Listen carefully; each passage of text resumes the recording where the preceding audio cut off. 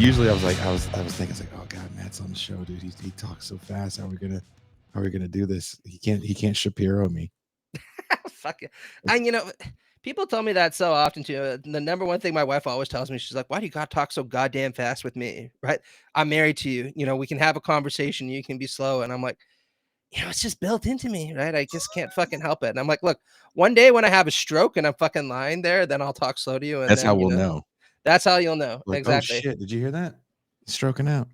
Exactly right. The Talking at role a normal pace. the role of the state. Your work suggests that the state has a crucial role in promoting social justice within a liberal socialist Mhm. framework.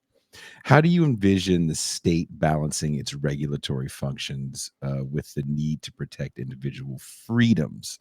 You write in the book, the state under liberal socialism must be both the grantor of individual rights and the agent of collective welfare, ensuring that neither the market nor private power structures uh, undermine the freedom and dignity of the least advantaged. I think you were kind of getting into that a little bit with the last answer. Yeah, absolutely. Right. So one of the things that I point out is that liberals, like socialists, really divide on the role that the state is supposed to play, and that includes stark divisions between classical liberals and liberal socialists. So let's just take classical liberals for example. So James Madison, I pointed this out in my interview today, usually taken to be a canonical classical liberal, also writes in Federalist 10 a lot like a Marxist in the sense that he says, look, society is always going to be divided into different factions. That's just a truth of human nature that we've seen forever in human society. These factions are primarily going to be defined by economic inequities in the sense that they're going to be rich and poor.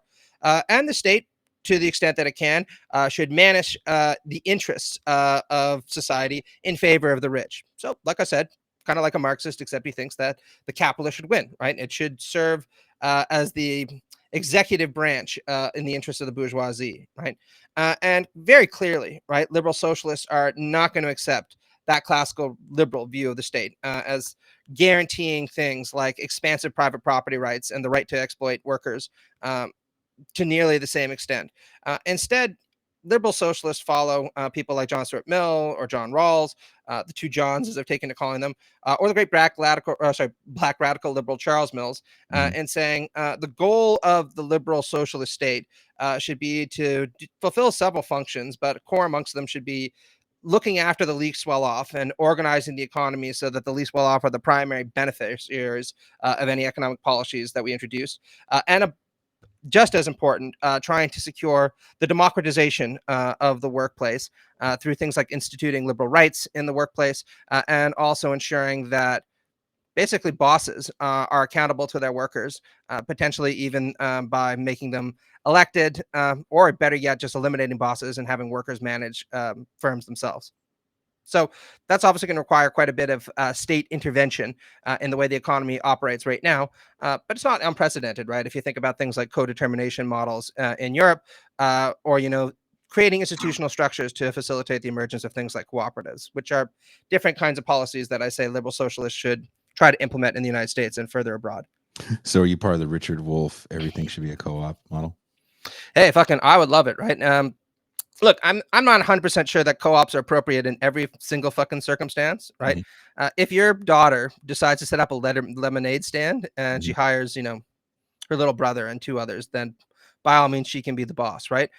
This is where I think we have to look at the the situation empirically, and say that past a certain threshold, it's beneficiary both to workers and to society as for society as a whole, for economic power in firms to be democratized to the extent possible, and for workers to possess an expansive amount of rights in the workplace. What the threshold is, not sure. Again, I'd have to look at it on a case by case basis. Mhm. But this has been pretty central to a lot of socialism going all the way back to the 19th century, right? Where most socialists would say, look, personal property is something that should be protected, right? Your house, your car, Mhm. the nice posters you got in your background right there, maybe my books and all that shit. And, many socialists would say, small businesses aren't really what we're going after at this point. It's the commanding heights of the economy, or the means of production, which are what need to be socialized. And I would say that the same is true for liberal socialists when we call for the democratization of large economic firms.